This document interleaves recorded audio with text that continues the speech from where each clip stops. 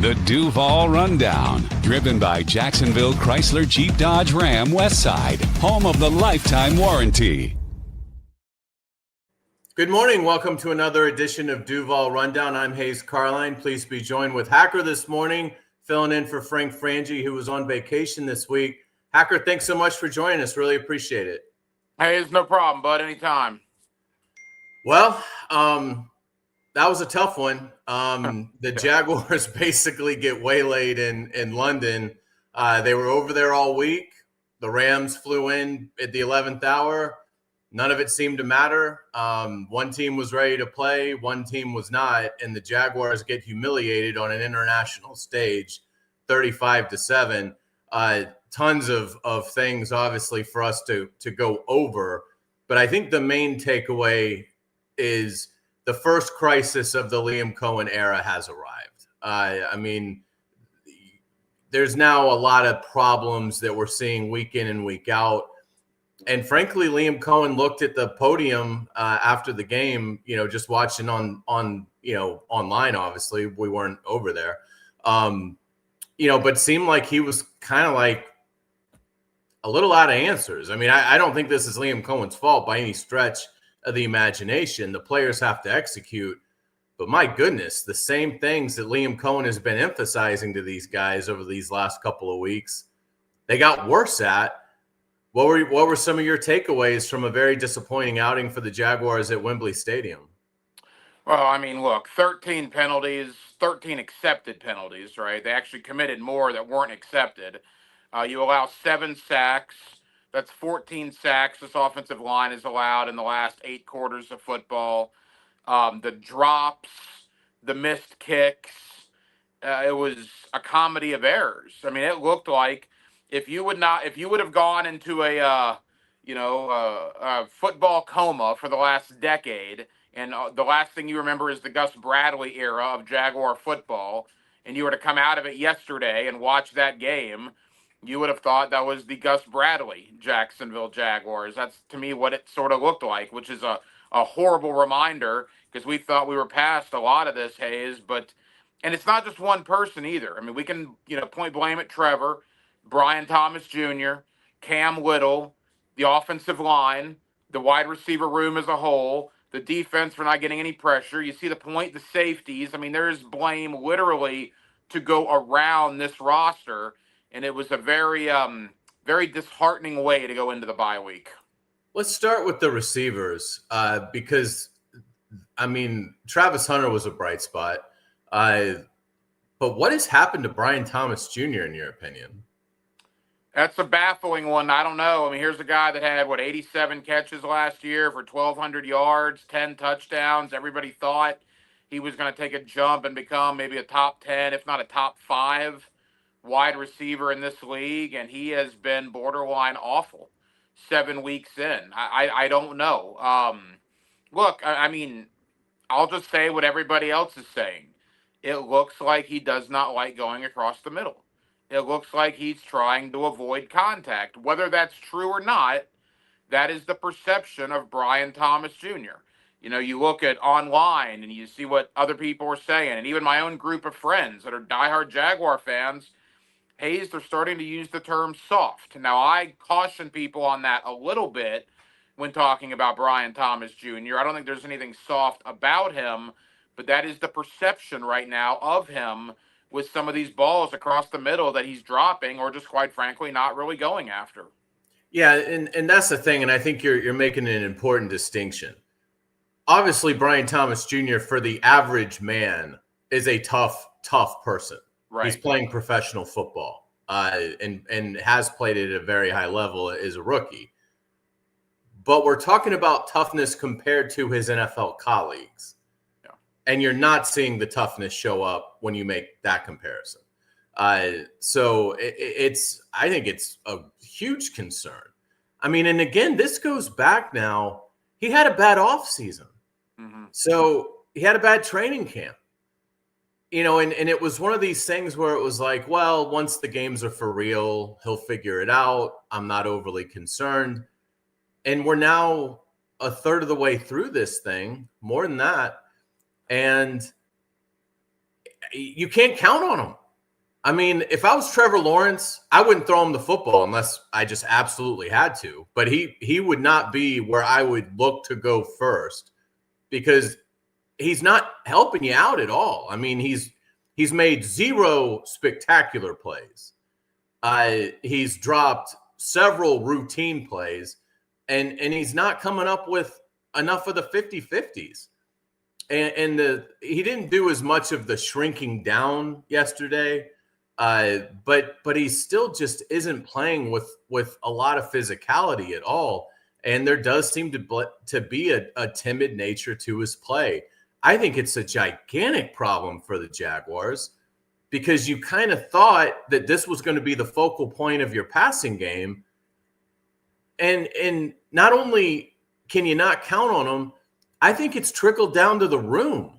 I mean, De'Ami Brown has had drop issues. Parker Washington, on the whole, has been a bright spot on the season. But he has a killer drop yesterday on what would have been a 3rd and 15 conversion. Until the receivers start to play at a higher level and, frankly, just play like NFL receivers, this is going to be a really tough go for the offense. There are problems. You mentioned the sacks, and that's a big problem. I don't particularly love the way Trevor Lawrence is playing, but his receivers aren't giving him any help, in my opinion. And honestly, I don't really know, other than making a move, making a deal, whether that's go get a Romeo Dobbs if Green Bay is willing to part with him, but he seems to be the only dependable guy they have. Right. Unless there's a trade to be made, I don't know that any of this is getting fixed. Well, to me, it was a changing of the guard yesterday at the wide receiver room. Travis Hunter is your wide receiver 1. Yeah. And he needs to be moving forward. Travis Hunter was literally, to me, the only bright spot of yesterday's disaster in London. They targeted him 14 times. He caught 8 for 101 and a touchdown, and good. You need to throw that guy the ball a ton because right now, he's the only, because with Brenton Strange but he's obviously hurt. What a loss that was. What a loss Brenton Strange was in hindsight. My goodness. I said this on the 5th quarter yesterday. If I'm Brenton Strange's agent, I call James Gladstone right now and ask for about $1 billion because this offense is a shell of what it was after Brenton Strange left. But Travis Hunter, to me, was the only bright spot, and he's the guy I run the offense through in the passing game for the remainder of the season. Yeah, I think fair points. In terms of the penalties, I mean, it's across the board. It's just ugly. And again, it's obviously super frustrating for Liam Coen when it's been a point of emphasis. The Jags digital team releases his statement to the Seahawks, or, talk to the team in the post-game locker room after the Seahawks lost last week. And he couldn't have made it clear that, guys, until we stop beating ourselves, we're going to really be making it difficult on ourselves. It is way too hard in this league to win. We cannot have these self-inflicted penalties. And they go out and have their worst performance of the year when the whole idea of the week was, well, you're going to get over there on Tuesday morning. You're going to spend all week in London. None of that mattered. I mean, it couldn't have gone any worse from a getting the team mentally ready for the game. The players just didn't respond to Liam Coen at all. And that's on them. I mean, I think Liam Coen has done a good job with this team. And I think they have the right coach. But my goodness, these players need to take some accountability. I mean, to your point, 13 penalties, and those are just the ones that were accepted. Right. I mean, it's double what you'd be a little troubled if it was 7. 13 penalties, just a team mentally not ready to play. Just sloppy play all the way around. And again, you go back to Seattle and you combine that with yesterday in London. I mean, you're roughly talking 23 penalties that were accepted the last 2 games, 14 quarterback sacks that were allowed the last 2 games. I mean, that's expansion level football kind of stuff. It's real puzzling how you can go from beating Houston, San Francisco, and Kansas City in a span of 15 days to looking like the worst team in football, certainly the worst offense in football over the last 2 games. Now, look, everybody's piling on today, and I know you and I are just stating the obvious that it was a dreadful performance. I think in a couple of days, after you take a deep breath, they're 4-3 going into the bye. I certainly would have taken 4-3 going into the bye when you and I were out there in training camp back in August. I said get to 3-4 and I'd be happy. So they're where I want them to be, one game better. Their schedule does ease up. But having said that, if they play like they did, particularly on offense, the last 2 weeks, if that continues, they won't win another game. They've got to get drastically better quickly, or they won't have a lot of success at all over the last 10 weeks. Without a doubt. Jacob Simons is here with us. He's the brains behind Duval Rundown, and we certainly appreciate Jacob's help. Jacob, let's say hello to our sponsor, please. I'm Rick Ballou, Jacksonville Chrysler Jeep Dodge Ram Westside, proud partner of the Jaguars. Drive with confidence. Every new vehicle comes with our exclusive lifetime warranty. 7030 Commonwealth Avenue or online at jackswest.com. I'm glad you brought up the big picture on this because I totally agree. They're 4-3. It is disappointing. You lost a game to the Colts yesterday, who got a nice win in LA against the Chargers. We talked on the Frangie show last week, though. The Colts have a lot. I mean, even with the win yesterday, they still have 9 games left on their schedule that look like incredibly difficult games. So they could still come back to the pack, but it's getting a little hard to see a collapse when a team has won 6 of their first 7. You have to tip your hat to them in regards to that. So that's been disappointing. Obviously, the Jaguars have no control over that, and they still have 2 games against the Colts. But in large part, I think absolutely you have to like their positioning. I mean, again, their last 5 games, they've played Houston at home, at San Francisco, home against Kansas City, home against Seattle, and technically home against the Rams. Now, a lot of those games were at home. Now you got to go out on the road. But that's a tough 5-game stretch. I mean, I don't know that there's a lot of teams in this league that are coming out of those 5 games with a record that would be better than 3-2, which is what the Jaguars did in those 5. It's just disappointing because they were 3-0 and then have lost their last 2. But I think in looking at it, is Liam Coen, as they get back here, they're going to take some time, obviously, in the bye week, as they start to kind of pick themselves up and re-energize themselves. They're absolutely in a great place. And again, their next 5 at Las Vegas, who's one of the worst teams in the NFL. You go to Houston, and obviously that's going to be difficult. Houston has an unbelievable defense and maybe is starting to figure out some things offensively. They've got a huge game tonight against Seattle, 10 o'clock Monday Night Football. We'll all be locked in on that. The Jaguars then host the Chargers, which is going to be a difficult game. I don't care about a West Coast team coming over here. That is the most overrated thing in the NFL. Is that Seattle should have answered California that question. to Jacksonville and win a football game. Yeah. So that's a very difficult game. And the Chargers offensive line, which has been beat to hell, will probably be a little healthier by the time they'll certainly have Alt back, and maybe some other guys. You then go to Arizona. They lost to the Titans. That's all you need to know about Arizona.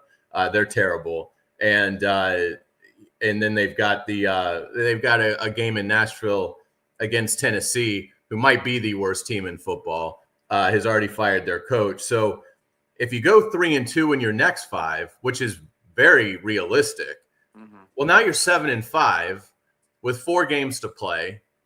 That 4-game block would include a game against the Jets, 2 against the Colts. So you certainly would, be in line, you would think, to control your destiny in terms of if you were able to sweep Indianapolis. And you got a challenging game at Denver, and then you closed it home against the Titans, which, should look like a win. So the path to 9 wins or more, I think, is very much there if they can tighten things up. Oh, yeah, no, I agree. And that's the number. You get to 9, and then you see where it goes. And again, if you go from 4 wins in 2024 to 9 wins in 2025, that would be an incredible jump, an incredible job by a first-year staff and a first-year general manager. And I think that would be great. I just think that everybody, myself included, we kind of let our minds wander after the 4-1 start a little bit and kind of thought, are we this year's Commanders? Are we going to, rattle off and get double-digit victories? I mean, at the end of the day, you got to remember, the reason Liam Coen and James Gladstone are here is this team was awful for the last year and a half prior to their arrival. They lost 18 of their previous 23 games. And then all of a sudden you start 4-1 and you're thinking, well, holy cow. Well, you've backed down to reality a little bit the last couple of weeks, and we'll see what happens moving forward. But I agree, it's a much easier stretch over the next 5 than certainly what they had over the previous 5. Let's wrap up with this, Hack. We've just touched on Trevor Lawrence. What was your overall opinion of how he played yesterday? I don't think he was great. I don't think he's been great or good all year. I think he's been average. Now, again, when you've been sacked 14 times over the last 2 weeks and your receivers are dropping balls, he's not getting a lot of help, and you can't run the ball either. So I think you have to take that into account. He's going to get all the blame because of the contract and because of Trevor Lawrence and the generational talent and all that. So I don't think he's to me, he's not the reason they're losing. He's not the reason they're performing well either. I think he's been average pretty much all year long, but I think he might be getting a little too much of the blame for yesterday because I thought the entire offense was horrible yesterday. Yeah, I would agree. I feel the same way. I think Trevor is played kind of at a C level, which isn't acceptable, but I don't think he's been terrible. And again, the receivers were a total F yesterday. And the offensive line wasn't much better. So I do think that, the other 10 guys around him are not pulling their weight at all. But, there does need to be, you hope that with this self-scout this week that Liam Coen and his staff has, that they'll be able to tweak some things. I would want Trevor's input on, okay, we're now 7 games into this thing. What do you like? What do you not like? And, how can we start to tailor this a little bit, to your liking? Not that he hasn't had some input, but this is a chance to really kind of have a state of the union, take a deep breath. And obviously the coaches are going to be working around the clock, self-scouting everything that they've been doing now that they don't have to prepare for an opponent this week. So it is a good chance. It comes at a good time for a reset. And I think they will come out of this in fine shape, but definitely a challenge for Liam Coen in his first year to get this back on track. I think he will do it, but boy, they've got a lot of stuff to get to. And again, they could also make a move as we get closer to the trade deadline. So what's your kind of take on the importance of this week in the bye, and as we look to the deadline, a move that could be made? I just think, again, tell everybody to take a deep breath. I mean, if they would have lost a hard-fought battle yesterday where the Rams won by a field goal, it would have sucked, but you'd be like, okay, well, 4-3, you assess it. But because it was so bad yesterday, I think you have to keep in mind they only counted one game, right? Whether they lost 30-29 or 35-7, it's one loss. You take a deep breath. You understand where you are, 4-3. Like you said, the next 5 are considerably easier on paper than the previous 5.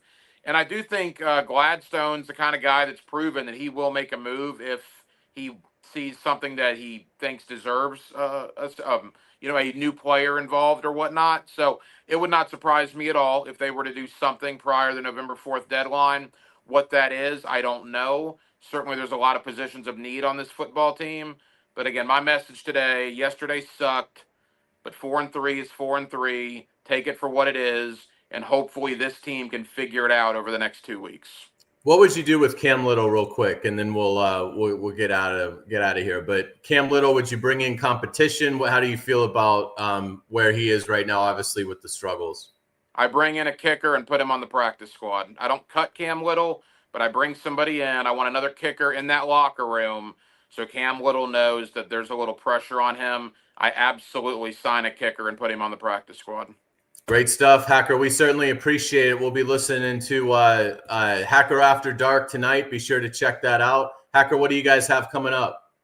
Yeah, Hayes, always appreciate the opportunity. Former Gator All-American tight end Ben Troop is going to join me tonight to talk about the firing of Billy Napier. We'll also have the coach Mark Duffner reacting to the loss yesterday and the 4-3 start. Maybe another surprise or two as well. So we'll be with you at 8 o'clock tonight on Hacker After Dark. And again, thank you as always for the opportunity. Oh, sure thing. Well, thank you so much for jumping in with us again. Frank Frangie will be back. He's on vacation this week. Ryan O'Halloran's going to be with us on the Frangie Show all week, so that'll be a lot of fun. And Ryan, of course, will be back with us on Duval Rundown Wednesday morning. We'll certainly look forward to that. But until then, chin up, Jaguars. You're 4-3, still have a winning record. You're still in the playoffs if the season ended today. But yes, lots of stuff for head coach Liam Coen and his staff to get cleaned up. We appreciate you watching Duval Rundown. Have a great day.